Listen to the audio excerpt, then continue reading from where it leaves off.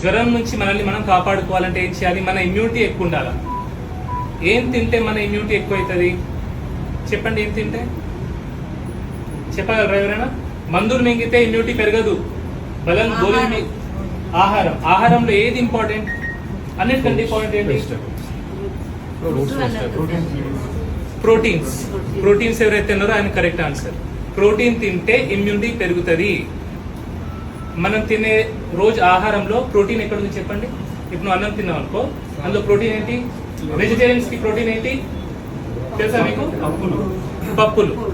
పప్పులు ఎక్కువ తినాలి. పప్పులు ఎక్కువ తింటే ప్రోటీన్స్ వస్తాయి. అయితే పప్పులని రాత్రిపూట నానబెట్టాలా. నానబెట్టి పొద్దున వండుకొని తినాలా, ఆ నీళ్లు పారేసి. అప్పుడు బలం మంచిగా బాడీకి అబ్జార్బ్ అవుతుంది. లేదంటే సగం బలమే అబ్జార్బ్ అవుతుంది. గుర్తుంచుకోవాలి. నాన్ వెజిటేరియన్ లో ప్రోటీన్ ఏంటి?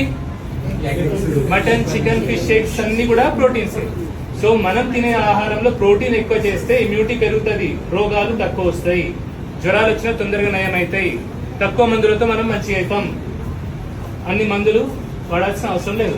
నా ఫార్మసీ ఫ్రెండ్స్ ఏం ఫీల్ కావద్దు, ఓకే? ఎందుకంటే మనం అందరం కుటుంబం లాగే. నేను మీకు అగేన్స్ట్ కాదు. ఏ ఫార్మసీ కంపెనీకి, ఏ ఫార్మసీ వాళ్ళకి నేను అగేన్స్ట్ కాదు.